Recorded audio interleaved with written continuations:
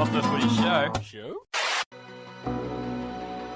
Now, before I ask each of these boys to whisper their secret, let me say that I know that long after I have retired and I look back on this show, the memory of this secret will always be one of the brightest ones in my whole entire time. Oh, have we got secrets? I'll tell them that much. Welcome to the Recruitment Whisperers, not the Footy Show.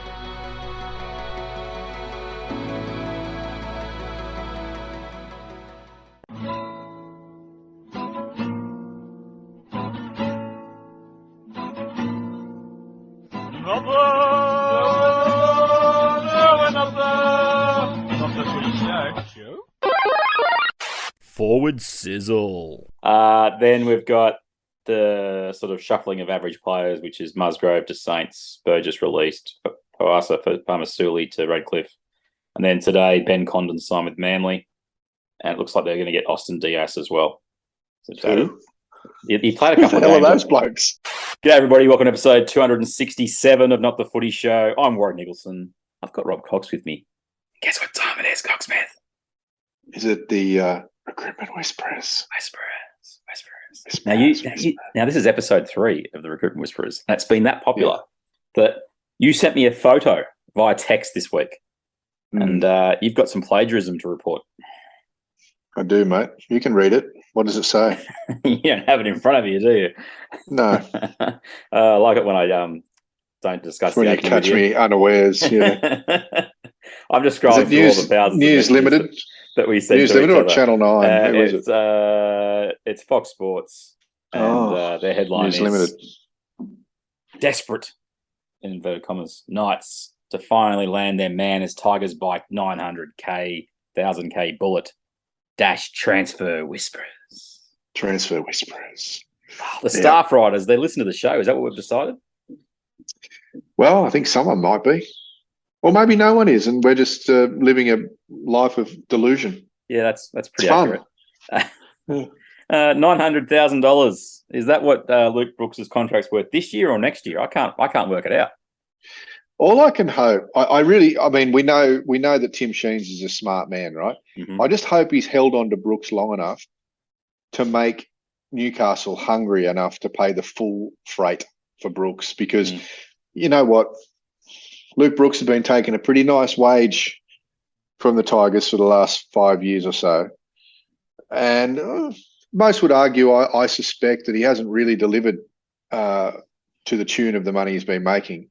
And why would you want to keep paying him after you've just offloaded him? So I just hope that Benji and Mr. Sheens have cleaned him out of the closet forever, and they shan't be paying anything towards his tenure at the Newcastle Knights. What are your thoughts? He has 1 year left. The number they bandied around was 1.2 or something. Was his last few years were on massive back end because he signed a 5-year deal, didn't he? When they missed out on re-signing Moses, Tedesco, and Woods, The big four or they three, kept whatever it was. Brooks on basically all the money that was left over. I don't think he's the big three plus the big winner. Yeah, I don't think he's been horrendous for the Tigers. I think he's You think he's been worth $1 million? No, but he hasn't been horrendous. Look, mate. by that measure, then Matt Frawley's been an absolute goldmine for Canberra because he's on about $10 a game.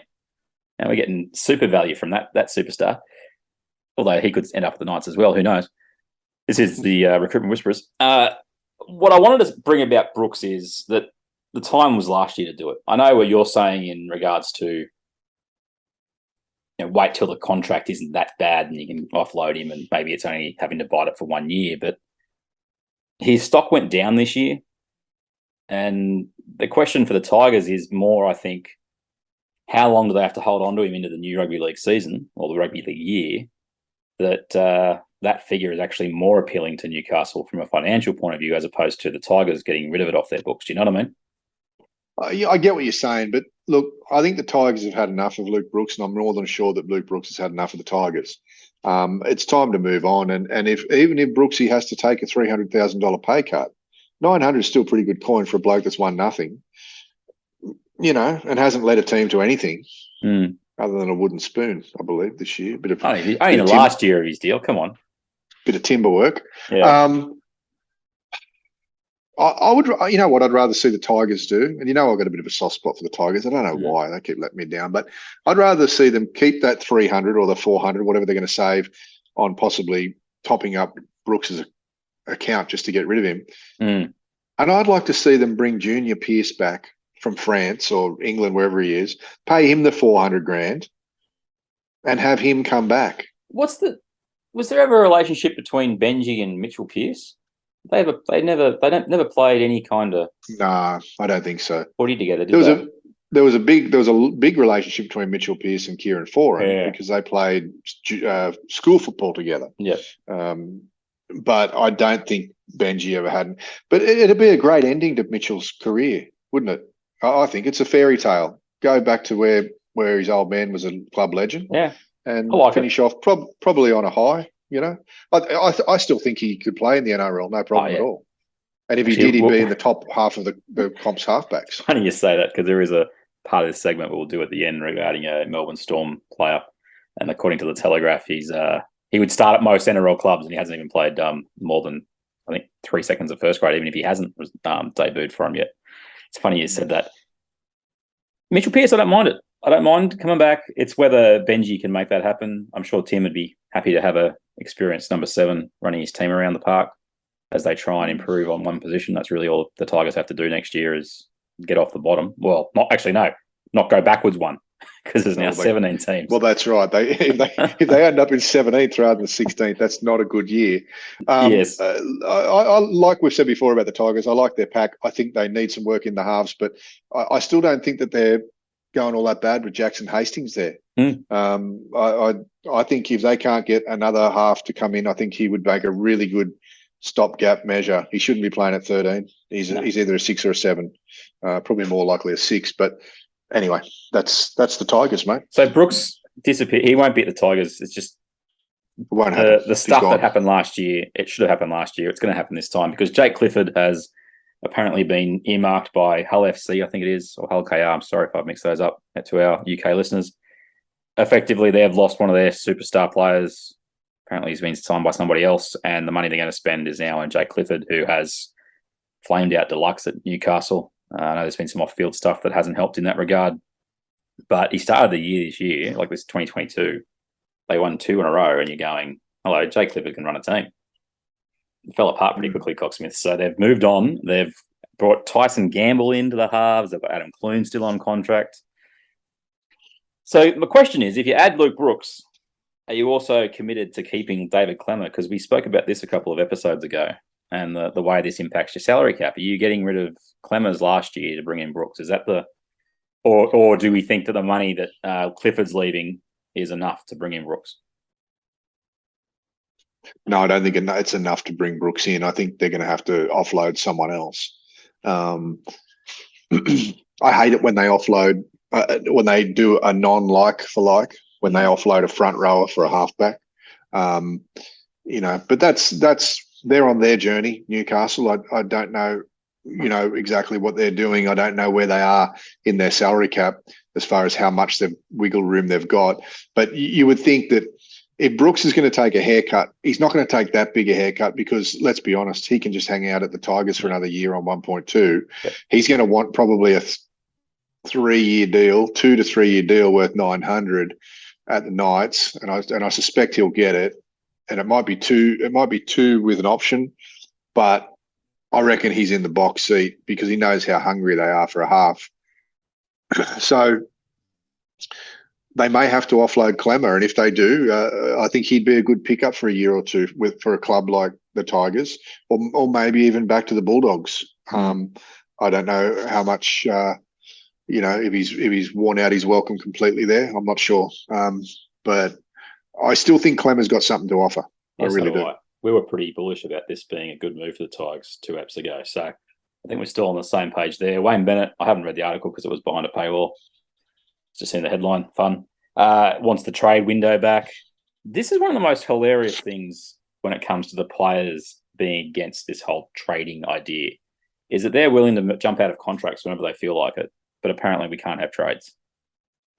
So, it'd be awesome if we had a trade period at the end of the year. And this is what effectively what could happen here is that Klemmer could go to the Tigers and Brooks could come to Newcastle. We've talked about all the sort of negative elements to this, which is, evidently what makes people talk. But the positive for Newcastle, Luke Brooks, what does he make him next year?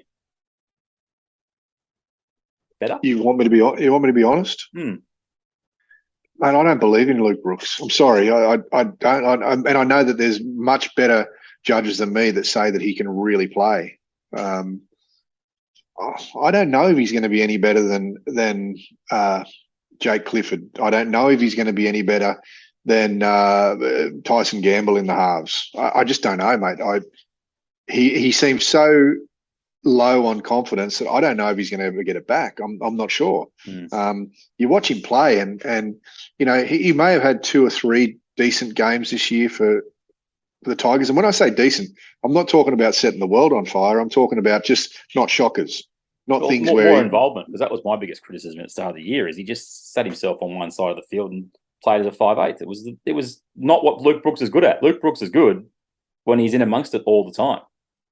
Like, he's not a sit back and watch guy. That's not his go. Well, I don't think it is. Yeah, I'm not sure, mate. I haven't seen Luke Brooks play a really good game for years, and that's scary. And it's scary for a team maybe like Newcastle that are preparing to spend $1.8 to $2.7 million on their new halfback. I'd suggest it's even probably just as dangerous as buying a rookie for that money, because we haven't seen him being worth $900,000 in the last 4 years. I will say this about Newcastle. I'm just looking at their roster list. It's zaneroa.com, so it may be a bit out of date. Klemakov comes off contract. Okay. Tyson Frizzell comes off contract. Lachlan Fitzgibbon comes off contract. We know Clifford's gone. The other player who's on a big deal, Dominic Young apparently is coming off contract. But there's 3 players that are coming off contract that would be on big, big coin at the Knights. Fitzgibbon, Frizzell, and Clemmer. So if they do decide to invest in Luke Brooks, I think they can afford it. That's what I'm getting at. Because you're probably right there. Those 3 will be on, upwards of over 2 combined. Yeah. I think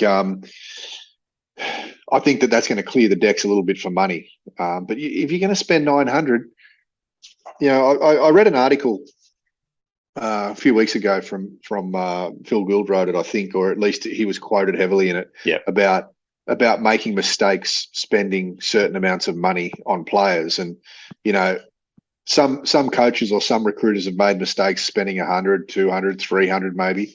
But when it comes to anything over 700 or 800 grand, mate, if you make a mistake like that, that can destroy you for 3 or 4 years. Mm-hmm.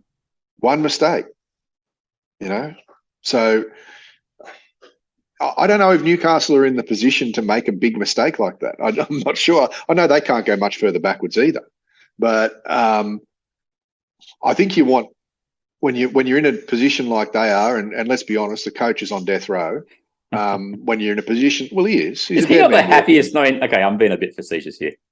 He has to be absolutely grinning from ear to ear that a coach has already been punted, because it's taken all the pressure off him for a couple of months, hasn't it?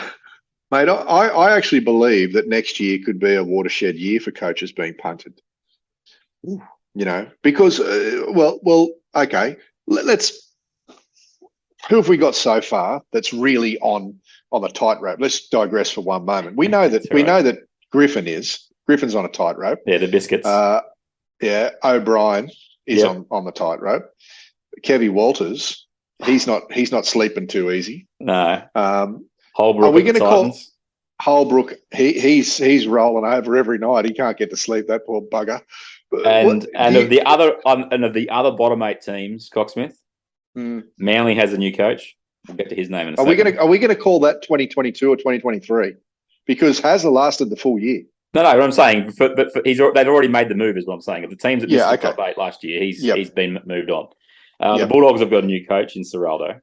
Yeah, and the Warriors have got a new coach in Webster. So of the 8 teams that missed the finals, we're saying that every single other team coaches Gornski's. Is that what you're saying to me? Yeah. Well, I'd say that at least 5 or 6 of them are trembling in their boots right now. They don't want to pick up the phone when it's coming from head office. That's what I'd suggest to you. If they see the CEO's number pop up on their phone, they're not answering it. No way. They're just going to let that slide through to the keeper, and I'll go through that voice message later on. Yeah, my phone was on silent. It was charging somewhere. That's what happened. Yeah. I was on the toilet. Sorry, I couldn't answer. I answer the phone when I'm on the toilet when you're calling. Only when you're calling. Thanks, and we've got new coach in Tiger Town as well, obviously with Sheens and Benji. So Newcastle, Gold Coast, Dragons. I don't think Kevy's gone unless the Broncos absolutely. Are you serious? If they don't make the eight, mate, he's finished. Who are they bringing in? I don't know. I have no idea. Because your favourite coach has already got a new gig. Well, hey, who knows, mate? We know that Bellamy's this year at Melbourne. He's not quitting. He's going to go on and do something else. Mm. Maybe just in time to take the reins of the Broncos. I like how you planned this seed last episode of the Recruitment Whisperers, and you come back. You've got a little seedling. It's poking its nose up through the soil. I love it. I'm watering it and putting it out in the sun every day, mate. One of those coaches that was punted this last season was Michael Maguire. Madge, he's got a new gig. As expected, he is not an assistant coach to Ricky Stewart at Canberra. We can't call it that because that degrades the national coach of New Zealand. He's the senior NRL consultant. Consultant. To Ricky Stewart. I like it. From all reports, he can get players on side. I don't love his tactics, but then again, I don't love Ricky's tactics as a whole. So, look, I don't think it's a bad thing having another experienced coach on board, and I can't exactly rail against it, can I? So I might as well pretend I'm happy. Yeah, you can pretend. I want to know who appointed him. That's all I want to know. Ricky. I know you're going to start the narrative that he's worried about it. Mate. You think Ricky Stewart you think Stewart said to Ferner, mate, we need to get Madge in. Yep. Do you reckon that happened? Well, someone came out the other day and reckoned that Des Hasler's going to join Ricky Stewart in Canberra. Well, if he does, Ricky may have coached his last game. Look, I'm not sure, mate. I think why would Ricky want Madge there? Why would Ricky want another first-grade coach? He's a former Raider. Yeah, I know that. And I think he was an assistant coach there too, wasn't he? Yeah. As well as he was at Manly. But I'm not sure that Ricky would want him there. I mean, Ricky's pretty much an us against the world kind of dude. Why does he want anyone that could not undermine him, but even offer an option on what Ricky's? It's my way or the highway, baby. Maybe. This is why I thought the Des Hasler thing could just be a genius move. Maybe Ricky's gone. If I can get 2 assistant coaches that do press conferences, I only have to go to like 1 every 3 presser. And save some money. Avoid the fines. Do you reckon, do you honestly think, like, what would it cost them to get Des to go to Canberra? He's used to being on the northern beaches and going to let's pretend. Maybe his own salon. Maybe his own salon. Yeah. Play devil's advocate for a moment. I reckon Hasler's hair emporium. I reckon it'd cost him 500, 600 grand to get him there. No, now, if he went there on that piddling money, do you reckon he'd go to a press conference? Are you kidding? Des wouldn't go to the games. Des would be sitting at home, his slippers on and his robe on, just going, smoking his pipe. The best thing you get from Des is a phone call to a journalist to tell him to watch them mind their manners. Tell you what, I wouldn't believe that story was at anybody except the person who wrote it. It wasn't about Des Hasler, that's for sure. Maguire's gone. The other one that's somehow remorted his way onto a NRL head coaching staff again is Flano. Sounds like Flano. Onto the Shark, the Supercoach Seibold Shark, heading down to the Sea Eagles, or as you like to call him. I like to call him Silver Tongue Seibold these days, mate. The Silver Tongue in the Silver Tail land. Steve Renouf has absolutely teed off on him, hasn't he? Oh, mate, I think Renouf's hit the nail right on the head.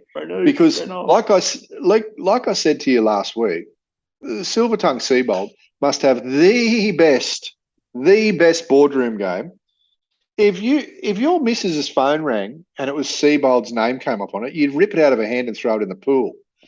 Like, you don't know what he could get her to do you?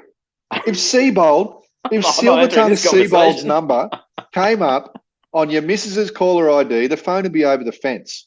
Because anything could be happening. He can talk anyone into anything. He did NRL.com this year, and I kid you not, there was just no way known I was watching 1 second of his previews. You did? Why? You didn't want to get mesmerised? Oh no, I couldn't afford to. Like Medusa, I'd turn to stone. Yeah. Every time he fronted up for those press conferences, he just stood there and he had no idea what to do, none. And for him to get this gig, I mean, we talked about it heaps in the last episode. We're not going to spend a lot of time, but Flano's apparently getting on the coaching staff. He's on the PNG coaching staff. As someone put a tweet out today, look at the silver lining in it all. Seibold joins Manly. Flano joins Manly. Flano no longer commentating.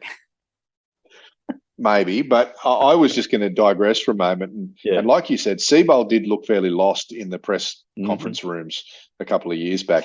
But maybe they need to start holding the press conferences in the boardrooms of Manly, because he certainly knows what to say there. Or in any boardroom of any club. He certainly doesn't get mixed up in those situations. He knows exactly what to say and how to say it. Nice. All right, let's get to there's a couple of little signings that have popped around. We did discuss this via text off air, people. We won't give you the full rundown on it, but the Dragons' quest for that New South Wales Cup premiership, it continues. They've signed Zane Musgrove from the Tigers, somehow convincing the Tigers to give up 2 years of Musgrove.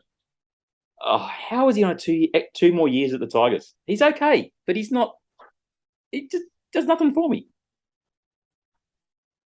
Like I said to you in a text message this week, I've got a theory about Coach Griffin. Mm-hmm. I've got a theory. I reckon every time he signs one of these plonkers, he's just laughing to himself. He's thinking, you know what? I haven't got much longer here, but what I can do is cause him a real heartache. And he's just signing Neville's from other clubs. Yep. And he's going to set St. George up to probably, try and get rid of those same Nevilles in the next 18 months or so after they offload him. So I don't know what he's thinking, mate. I mean, we've done this before. We've danced this dance before, but let's talk about the people who he has signed. And I'm not even counting Hunt in this, because Hunt's just been re-signed, and we know that Hunt's favourite person in the world is Griffin, but that's because Hunt's just had his pockets loaded by Griffin. Again. Again. But the blokes that he signed, I mean, mate, he signed nobody. No. Who was he signed? I think Suaalii might have been his best signing, Jaden Suaalii, or Suaalii, as he says. Francis Molo, dud. Michael Molo, Josh Maguire, Andrew McCullough, Moses and Moses and who else we got? Jack Gasowiski doesn't even talk to him. Aaron Woods. Gone. Did he sign Aaron Woods, or did someone else? Yeah, he would have signed Aaron Woods. Jackson Ford, and then he's ended up going to Warriors. They got Poasa Faamausili, who's now off to the Redcliffe, so he's the one that's made way for Musgrove to come in. They've also signed George Burgess and then released George Burgess. They signed Jack Bird, didn't they? Or maybe that was before. That could have been before. I think Paul McGregor signed him, didn't he? Yeah, he would have signed. Billy Burns. Mate, look. You don't even need to keep going, mate. Honestly, it's a joke. It's a farce. If you're a Saints fan, Moses Suaalii is probably the best signing. Moses Suaalii wasn't bad. I will give credit where it's due there, but the rest of them, mate, are journeymen at the best. And I know your club needs those kind of guys to fill out the player roster, but they've got 18 of them. 8 in their 30-man roster. Like you said, they're trying to win the New South Wales Cup. They've got it wrong, or maybe we've got it wrong. The Manly's Supercoach Seibold, you call him whatever you like. Silver tongue. They've signed Ben Condon from the Cowboys, who was a back row a couple of years ago, played a couple of games at first grade. Then they moved into front row and he didn't see first grade again. He's on a 3-year deal. And Austin Dias apparently is going to join from the Tigers, who's 24 and barely got off the bench. Who's that? Tigers. Austin Dias. Was it Cameron what? Austin. No, never heard of him. Let's move on. They're not signings. There's 2 other things to talk about before we wrap up the pod. Number one is, we spoke about him before, but Brent Reid, he put 2 and 2 together and got 7, because apparently Dave Fafita is coming to Canberra because his partner Shaylee Bent is in their sights to be their marquee NRLW signing. It feels like I've had this rumour linked before when Canberra were going to sign Millie Boyle and Adam Elliott was going to stay. Like, it went the other way, didn't it? It went the other way. So Millie went to Newcastle and so did Adam. And we'll talk about the feats in a sec, but yeah, thanks for that, Brento. The other one is Jonah Pezet. This is the headline from earlier. This was Fatima Kadu in the Telegraph. She said he's the in-demand halfback whiz kid who would start at most other clubs, and poachers are ready to pounce when he hits the market in a matter of days. Like, how many games? I've seen him play. How many NRL games has he played? I don't think he may have played one, but I don't think he has. I'll give you $50 if it's more than. He hasn't I'll debuted. give you $50. He hasn't debuted yet. Okay. He hasn't debuted yet. He's been playing under 19s. Yep. It's just reckless. You just want to click, and this is the whole point of the Recruitment Whisperers. Is if you put absolute garbage out there, they're going to call you out, and that's just disgraceful. So, is he related to Troy Pezet? Yes, son. Pezet? Son. Okay, Yeah. I remember that name, but I don't remember. Is it Jonah? Did you say? Yep. Did you say? Okay, I've never heard of Jonah before. Unfortunately, let's just say if he was the superstar that they're saying he is, there's no reason they would have re-signed Jerome Hughes. So, anyway, correct. But yeah, go. Yeah, the last bit of news we need to cover off. Apparently, are you sitting down, Cocksmith? I know you are. I can see you, but I can see us seeing each other. Mm-hmm. Buzz has a bit of an exclusive for us, mate. Oh yeah. Did you know that Joseph Suaalii may not stay with the Roosters? Yeah, well, do you want to know why? Do you want to know why? He wants to play fullback, and yeah, they might have a couple of fullbacks. I didn't know this. Buzz pointed this out for me, and I was like, Buzz, where would I be without you, Buzz? Because Captain Obvious. Did you know that Joseph Manu might actually be a good fullback? Are you aware? Well, look, that's the whispers around the place that he could be a good fullback. All right, that's the Recruitment Whisperers number 3. People, have you enjoyed it? That's episode 267. We have another episode coming up because we're going to do some World Cup wrap from the first week. So, Cocksmith, take us out of the Recruitment Whisperers number 3, please. Talk to you in a few minutes, mate. Pepsi. Off the Footy show. You been sleeping over there? Pepsi.